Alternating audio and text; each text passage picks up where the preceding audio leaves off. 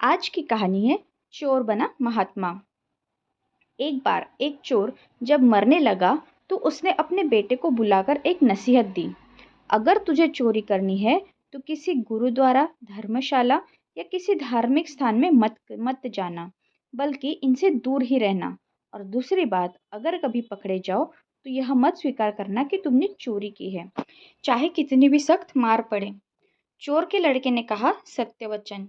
इतना कहकर वह चोर मर गया और उसका लड़का रोज रात को चोरी करता रहा। एक बार उस लड़के ने चोरी करने के लिए किसी घर के ताले तोड़े, लेकिन घर वाले जाग गए और उन्होंने शोर मचा दिया। आगे पहरेदार खड़े थे। उन्होंने कहा, आने दो, बचकर कहा जाएगा। एक तरफ घर वाले खड़े थे और दूसरी तरफ पहरेदार। अब चोर जाए भी तो किधर जाए।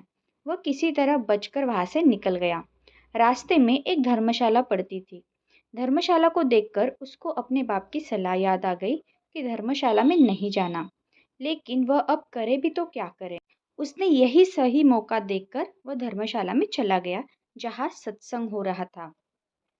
वह बाप का आज्ञाकारी बेटा था, इसीलिए उसने अपने कानों में उंगली डाल दी जिससे सत्संग के वचन उसके कानों में ना पड़ जाए।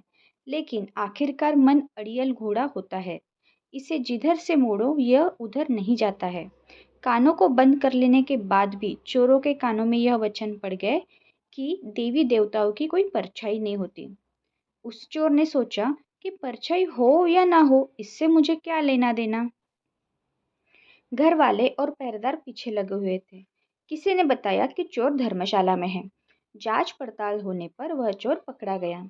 पुलिस ने चोर को बहुत मारा, लेकिन उसने अपना अपराध कबूल नहीं किया। उस समय यह नियम था कि जब तक मुजरिम अपराध स्वीकार न कर ले तो सजा नहीं दी जा सकती। उसे राजा के सामने पेश किया गया। वहां भी खूब मार पड़ी, लेकिन चोर ने वहां भी अपना अपराध नहीं माना। वह चोर देवी की पूजा करता था, इसीलिए पुलिस ने एक ठगिनी को सहायता के लिए बुलाया। ठगिनी ने कहा कि मैं इसको मना लूंगी। उसने देवी का रूप भरकर दो नकली बाहें लगाई, चारों हाथों में चार मशाल जलाई और नकली शेर की सवारी की।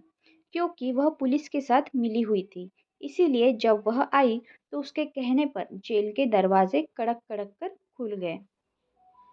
जब कोई आदमी किसी मुसीबत में फंस जाता है तो अक्सर अपने इष्ट देव को याद करता है। इसलिए चोर भी देवी की याद में बैठा हुआ था कि अचानक दरवाजा खुल गया और अंधेरे कमरे में एकदम रोशनी हो गई।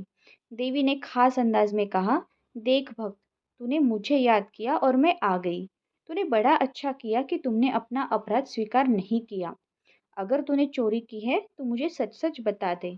मुझसे कुछ भी मत छुपाना, मैं तुम्हें फौरन आज़ाद करवा दूंगी। चोर देवी का भक्त था। अपने इष्ट को सामने खड़ा देखकर बहुत खुश हुआ और मन में सोचने लगा कि मैं देवी को सब सच सच बता दूंगा।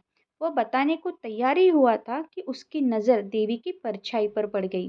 उसको फौरन सत्संग का वचन याद आ गया कि देवी देवताओं की परछाई नहीं होती है। उसने देखा कि इसकी तो परछाई है। वह समझ गया कि यह देवी नहीं, बल्कि मेरे साथ कोई धोखा है। वह सच कहते कहते रुक गया और बोला, माँ, मैंने चोरी नहीं की।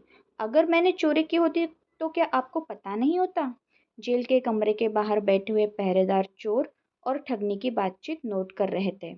उनको और ठगनी को विश्वास हो गया कि यह चोर नहीं है। अगले दिन उन्होंने राजा से कह दिया कि यह चोर नहीं है। राजा ने उसको आज़ाद कर दिया। जब चोर आज़ाद हो गया तो सोचने लगा कि सत्संग का एक वचन सुनकर मैं जेल से छूट गया हूँ।